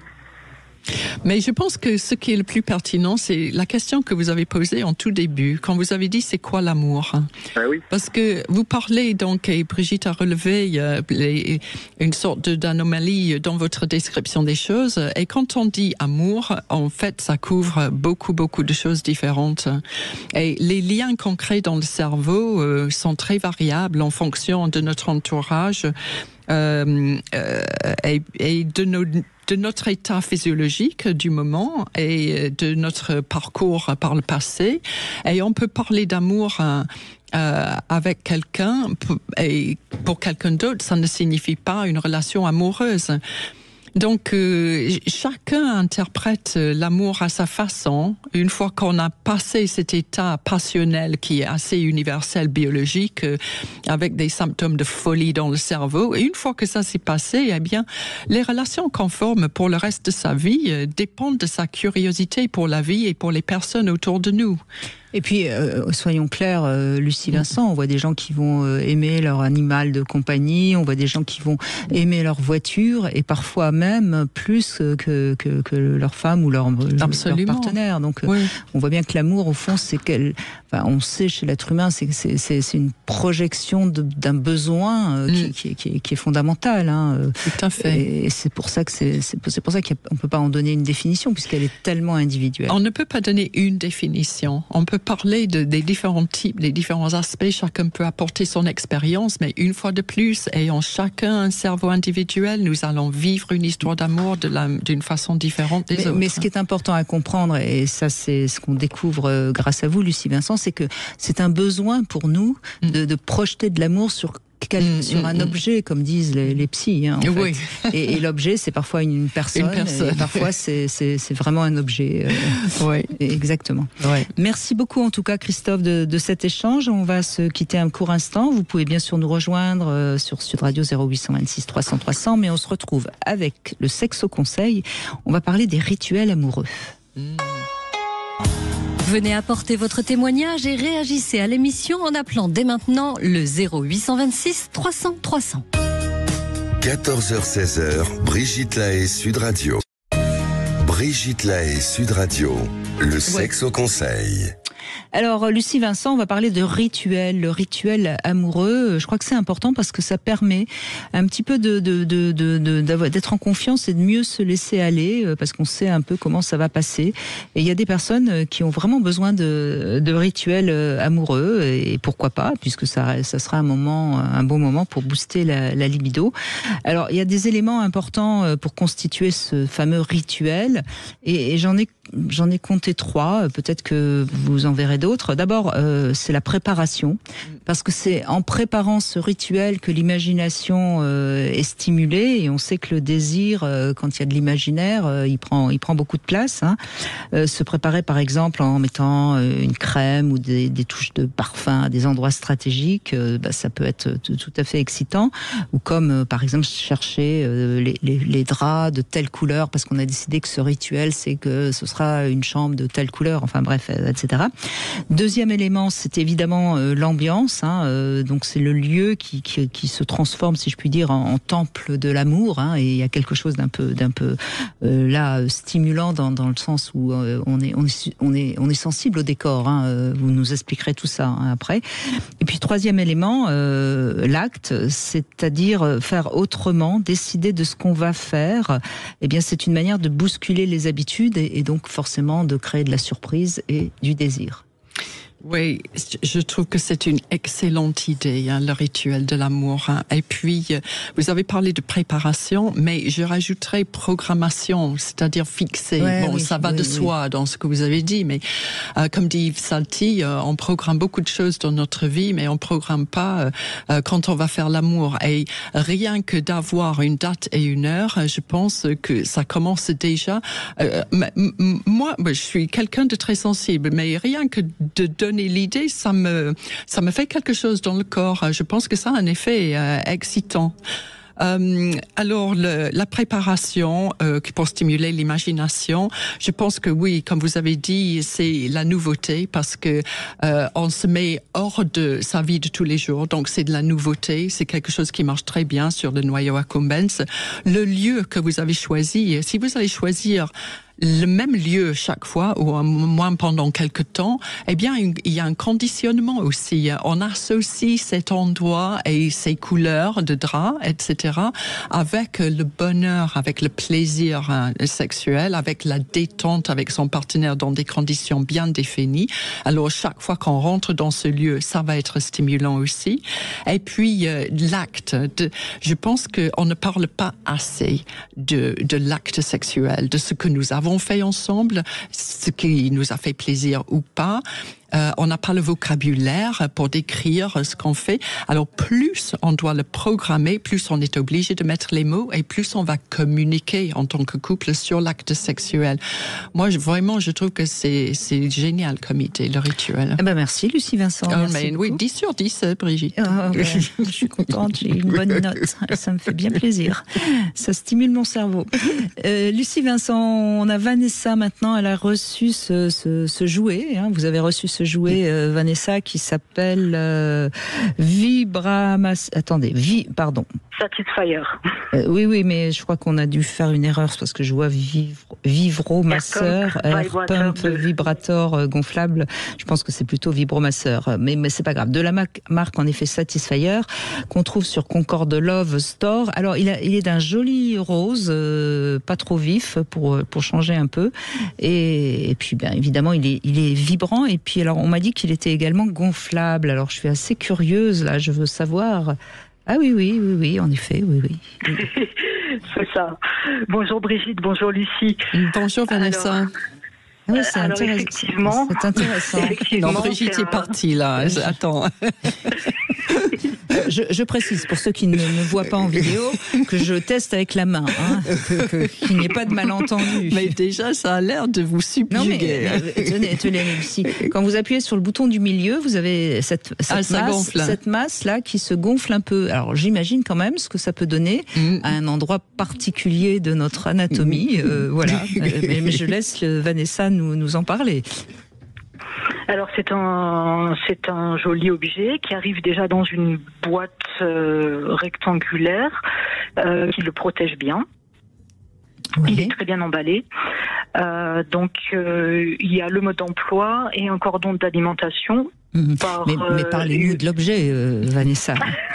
Je commence par le début, parce que je l'ai découvert comme ça. C'est les préliminaires, là. Voilà, c'est ça. Donc ensuite, l'objet en lui-même, effectivement, c'est une tige. Avec une bonne préhension, en fait, on peut passer le pouce dans un petit anneau. On l'a bien en main. Oui. C'est ça, on l'a bien en main. Et on peut, donc qu'on soit droitier ou gaucher, ça marche dans les deux sens en fait. Les boutons sont facilement accessibles par le pouce, du coup. Et effectivement, le bouton du milieu permet à l'objet de se gonfler. Oui, c'est intéressant, hein, Lucie Vincent, non ? C'est très intéressant. Et on peut régler aussi le gonflage. On n'est pas obligé d'aller jusqu'à son maximum. Et en 2 pressions, il se dégonfle. Oui, bien sûr. Voilà. A priori, donc je dis a priori, ça permet de stimuler le point G. Chez moi, ça n'a pas trop fonctionné.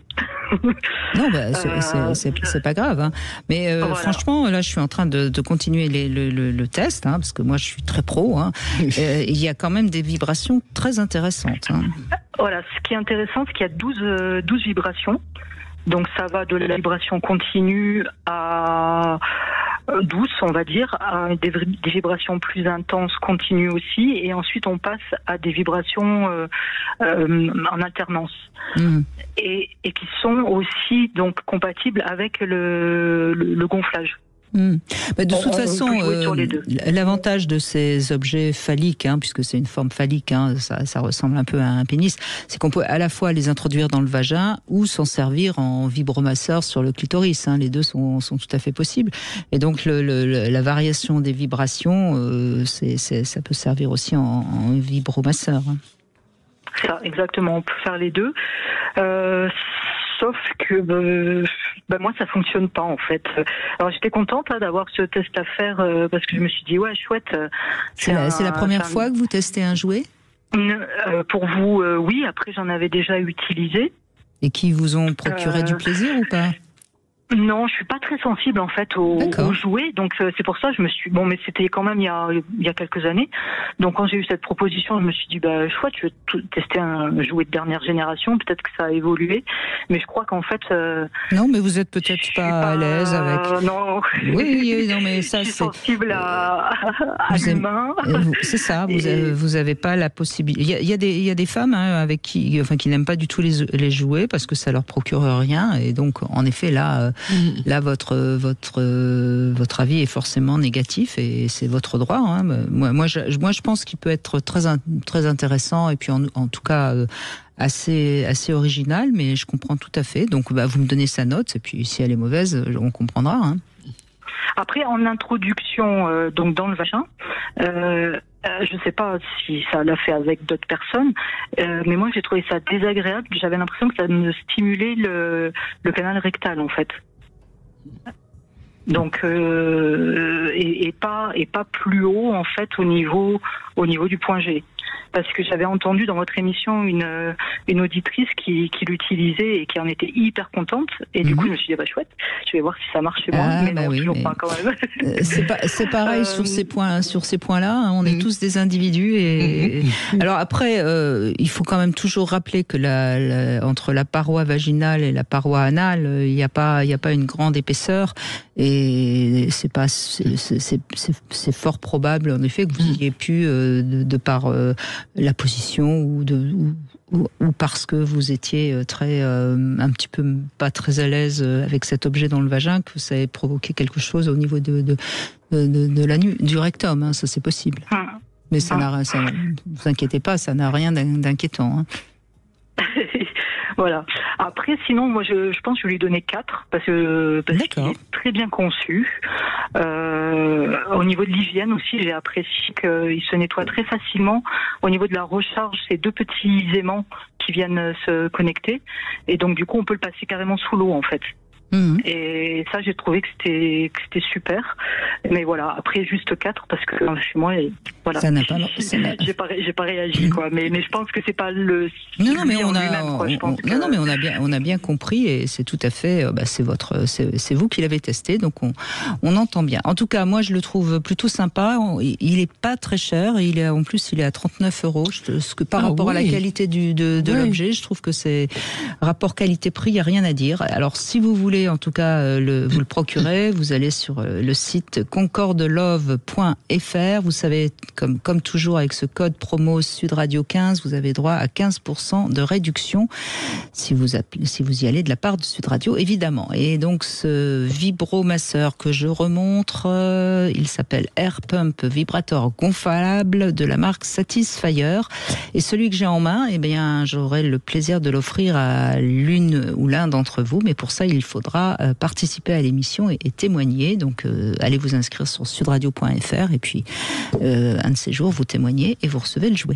Merci beaucoup Vanessa, on fait une petite pause et on va conclure dans un instant avec Isabelle qui a envie de réagir avec Lucie Vincent. Avec Guillaume de Brébisson, demain nous parlerons des différentes étapes d'une histoire d'amour et comment dépasser les crises. La sexualité permet-elle d'apaiser les conflits ? Venez apporter votre témoignage, nous vous attendons. 0826 300 300. 14h-16h, Brigitte Lahaie, Sud Radio. 14h-16h, Brigitte Lahaie, Sud Radio. Lucie Vincent est avec nous pour la sortie de ce livre, Le cerveau des amoureux, aux éditions Odile Jacob, dans lequel vous avez énormément de love conseils, de sexo conseils. Bravo Lucie Vincent. Bonjour Isabelle. Bonjour Brigitte, bonjour Lucie. Bonjour Isabelle. Alors, moi je me retrouve pas mal dans beaucoup de choses qui ont été dites.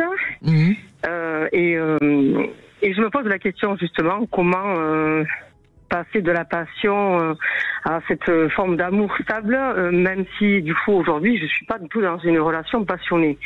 Je l'ai vécu ultérieurement dans d'autres relations. C'est des relations qui m'ont fait souffrir d'ailleurs, ces relations passionnées.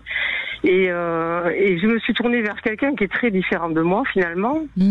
beaucoup plus dans le rationnel, pas dans cet émotionnel comme moi je peux avoir. Et la relation s'est construite, on va dire, sur des bases beaucoup plus stables, j'ai envie de dire. Voilà. D'accord.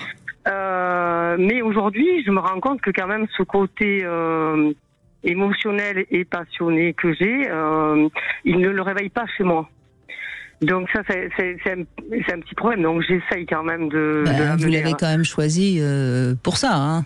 Enfin, je veux dire, pour que vous avez choisi au départ quelqu'un qui n'était pas dans cette... Oui, mais en me disant, bon, étant donné que c'est quelqu'un qui a le même signe du zodiaque que moi, à savoir Scorpion, je me dis, j'ai un petit peu focalisé là-dessus en me disant, il doit bien avoir chez lui une part qui est identique à la mienne. Alors, je vais faire un tout petit cours d'astrologie très rapide. Si il a des aspects négatifs négatifs, en tout cas des aspects difficiles à son soleil en Scorpion, ça peut inhiber totalement le côté Scorpion. Alors, il a le même ascendant que moi. Je ne sais pas si ça y fait. On est du même signe et du même ascendant. Oui, mais l'ascendant n'est qu'une part. Vous savez, il y a 10 planètes dans un thème astral, il y a 12 maisons. C'est très, très complexe, l'astrologie. Mais bon, on va pas faire un cours d'astrologie. Hein. On va laisser Lucie Vincent réagir. Je ne me suis pas arrêtée à ces différences-là que j'ai vues d'entrée. Non, mais ce qui est intéressant, alors attendez, ce qui est intéressant pour revenir sur les capacités passionnantes de Lucie Vincent, c'est que vous vous dites, je veux pas vivre avec à nouveau une passion. Mais il y a quand même une part de vous qui dit, oh, mais comme il est Scorpion, il va forcément être passionné. Donc, voyez bien que déjà, au départ, il y a une envie de vivre une relation passionnelle et peut-être un choix inconscient de quelqu'un qui n'est absolument pas passionnel. Mais vous avez pu rationaliser votre désir d'une manière qui peut être fausse, puisque, encore une fois, l'astrologie n'est pas aussi simple que ça. Oui, alors c'est vrai que vous êtes d'accord, Lucie, avec ce que ben oui, je trouve que vous avez une façon de relever les propos des auditeurs extrêmement fins, quoi. Mais Isabelle, je voulais quand même savoir, pour mieux comprendre, est-ce que vous avez vécu une période passionnelle avec votre partenaire au début de votre histoire? Non, je peux pas dire ça. Non, donc il n'y en avait pas. Ok, d'accord. Mais c'est pas que je ne cherche pas ou que je n'aurais pas. Non, parce que vous m'avez demandé en tout début comment passer de la passion à l'amour, amitié plus raisonnable. Mais là, elle veut l'inverse. Elle veut passer. Donc vous voulez l'inverse. Mais alors c'est le sujet du livre, hein, Isabelle. Donc l'idée c'est de dire que comme nous connaissons le mécanisme de l'amour passionnel, est-ce qu'on peut hacker notre cerveau? Est-ce qu'on peut cibler les parties du cerveau impliquées pour restimuler l'amour passionnel? Et donc le livre est plein de ça. Mais je pense que une des clés du cerveau de l'autre, c'est la curiosité. Il faut être curieux du cerveau de l'autre. Et pour oui, allez-y. Alors moi, je vais vous dire, moi je suis très curieuse de lui. Et je cherche à le stimuler très souvent, notamment avec les émissions de Brigitte. Justement, c'est un sujet, je me sers de ça comme support, parce que c'est quelqu'un qui est assez fermé, un peu timide, un peu dans une espèce de pudeur. Et dans ce qu'il a vécu avant, c'était comme ça, il n'y a pas eu des partenaires qui l'ont aidé aussi à se développer, donc il y a des choses qui ont évolué chez lui déjà. Mais cette curiosité de moi, il ne l'a pas. Et j'avoue que ça me... Oui, alors justement, vous avez besoin d'aide pour le pousser dans ce sens-là. Et il existe un exercice qui est assez connu dans le monde de la psychologie, enfin surtout pour le contexte du couple, où on installe le couple dans un lieu tranquille et où ils n'ont pas d'autres distractions pendant au moins, pour commencer, une demi-heure. Et on a une série de questions qui doivent se poser l'un à l'autre. Et chaque partenaire pose la première question et écoute la réponse de l'autre. Et puis on passe à la deuxième, etc. Et ces questions sont écrites de manière à développer l'intimité du couple. En les posant l'une après l'autre, on finit par mieux comprendre comment fonctionne le cerveau de son partenaire, quelles sont ses valeurs, ses craintes, ses a priori, ses besoins, ses envies. Et en mieux le comprenant, vous parlez du protocole d'Arthur Aron, c'est ça? C'est le protocole d'Arthur Aron avec les questions de... Alors, vous l'avez fait exprès, c'est page 69 dans le livre. Ouais, j'ai fait exprès, ouais. Bien sûr. Et il y en a 35, et ça peut prendre un certain temps. Tiens, je viens de recevoir un message d'Yves Salty pour dire merci beaucoup pour le livre. Alors, je remercie Yves en retour, parce que... Notre sexothérapeute préféré dans cette émission. Absolument. Et en répondant à ces questions, donc, vous allez vous rendre curieux de l'autre. Et il sera forcément plus curieux de vous, puisque il vous posera la question et il écoutera votre réponse. Oui, exactement. Et on se regarde dans les yeux pendant qu'on se pose ces questions. Alors, c'est le protocole d'Arthur Aron. Les questions sont de moi.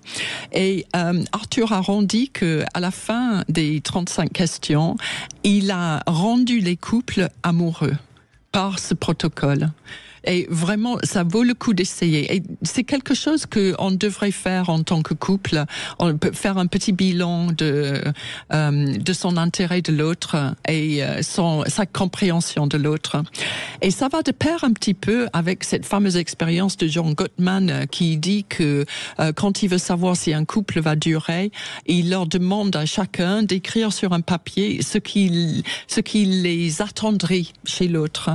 Et donc, les partenaires qui ont une longue liste de choses attendrissantes concernant leur partenaire, eh bien, ces couples-là se connaissent, sont curieux l'un de l'autre, se comprennent et durent plus longtemps. Et un jour, c'est Patrick Lemoine, un psychiatre, qui m'avait donné un truc que je trouve assez intéressant aussi, donc je le donne à tous ceux qui écoutent et à vous, Lucie, Vincent et à Isabelle. C'est de demander, alors quand il fait des thérapies de couple, il demande aux deux partenaires de faire une lettre de rupture et une lettre d'amour. Et en fonction des 4 lettres, il peut prédire si le couple peut continuer ou si c'est vraiment pas la peine. Quoi. Très intéressant. Vous voyez, Isabelle, donc peut-être qu'il faut vous amuser à ça avec lui, et faire des petits tests comme ça, et puis je vous conseille le livre de Lucie Vincent, parce que franchement, je pense que je vais l'acheter, oui, franchement, je le dis depuis le début de l'émission, et c'est sincère. Vous savez très bien que j'essaye toujours d'être juste, et c'est vraiment un guide. Il y a vraiment beaucoup de choses à prendre dans ce livre, Le cerveau des amoureux, aux éditions Odile Jacob. Il faut que j'arrive à débloquer chez lui cette gêne sur le domaine sexuel, même s'il y a des choses qui sont déjà, parce que je l'ai amené à une communication. Isabelle, s'il a déjà bougé un peu, ça veut dire que c'est possible de le faire bouger.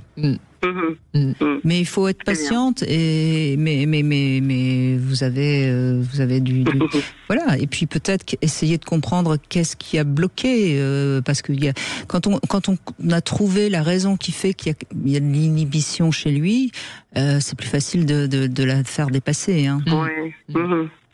Alors, je pense que dans son cas, c'est plus un schéma familial, une pudeur, puisqu'il n'a pas eu, non plus dans son vécu de couple, très peu de relations, mais longues finalement, et puis il n'a pas pu, comme je lui ai dit, éclore, quoi, ou se décanter. Voilà, il y a des parties installer de la confiance et du dialogue.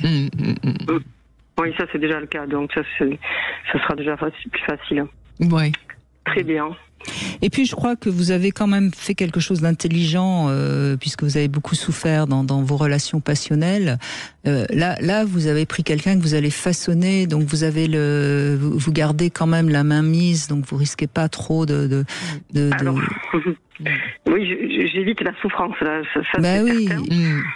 Puisque par le passé, j'ai connu l'infidélité justement dont vous parliez en début d'émission et pendant la grossesse, donc ça a été très violent.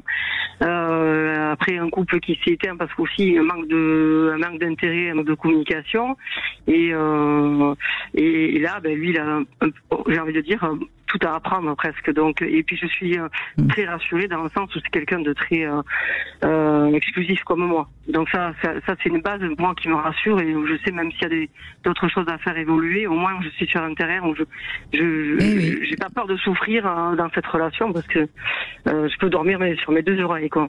Ça c'est un point très positif. Donc, alors, ne le réveillez pas trop quand même. Hein. Je plaisante. Tout à fait. Je plaisante. Oui. Non, mais écoutez, s'il a confiance en vous et si ça bouge, il y a, a priori, on parlait de la plasticité du cerveau, on peut parler aussi de la plasticité du corps. Hein. Ah, mais absolument, bien sûr. Oui, il manque juste un peu de curiosité parce que comme je le disais, j'utilise vos émissions comme support, donc je lui fais écouter des passages parce que je trouve trop long d'avoir à écouter tout. Mais bon, dans une émission, il y a diverses choses. Il y en a à prendre et à laisser évidemment, mais je sais que je le fais par petites touches parce que sinon ça le lasse très vite. Il a du mal à rester attentif sur le sujet aussi longtemps que moi. Moi, j'y prête beaucoup d'attention et je pioche tout ce qui peut être utile, tout ce qui peut m'être utile à moi ou à mon couple, quoi. Donc, mais voilà. Mais vous avez le sentiment qu'il vous aime, qu'il est attaché à vous. Oui. Donc, mais ça se sent, ça s'entend. Oui, vous avez beaucoup de tendresse là dans votre voix en parlant de lui. Vous allez arriver. C'est un amour, hein, et voilà, j'ai pas de reproche à le faire. C'est un homme qui me respecte parce que j'ai pas connu par le passé, qui est dans beaucoup de respect. Donc il a un homme qui aime une femme et qui est dans la description que vous en faites, il va faire tout son possible pour s'améliorer. Donc soyez confiante. Ouais. Très bien. Merci en tout cas Isabelle de ce témoignage. Et c'est intéressant de conclure par ce témoignage, Isabelle, parce que ça veut dire aussi que on peut, moi je l'ai vécu par expérience, on peut aussi démarrer une relation assez fade, si je puis dire, et finalement être plus dans une passion qui n'est pas la passion torride du coup de foudre, mais qui est quand même une passion et qui nous excite. C'est un peu l'amour passionnel sans les côtés négatifs de l'addiction et la jalousie et l'aveuglement. Et la drogue, c'est le côté drogué, c'est ce qui est de plus souhaitable. Et on peut façonner son couple en appliquant les conseils, les exercices, tout ce qu'on peut glaner comme information autour de soi et en écoutant les émissions comme la vôtre, évidemment. Ou en lisant vos livres, Lucie Vincent. Je rappelle le titre Cerveau des amoureux aux éditions Odile Jacob. Tout de suite, vous allez retrouver Alexandre pour C'est votre avenir. Et puis nous, demain, on sera avec Guillaume de Brébisson et on va parler justement des différentes étapes dans un couple et comment les dépasser, ces fameuses crises. Et puis évidemment, on parlera de sexualité puisqu'il est également sexothérapeute.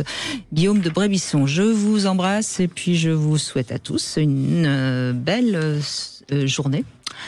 Merci. Sud Radio, votre attention est notre plus belle récompense.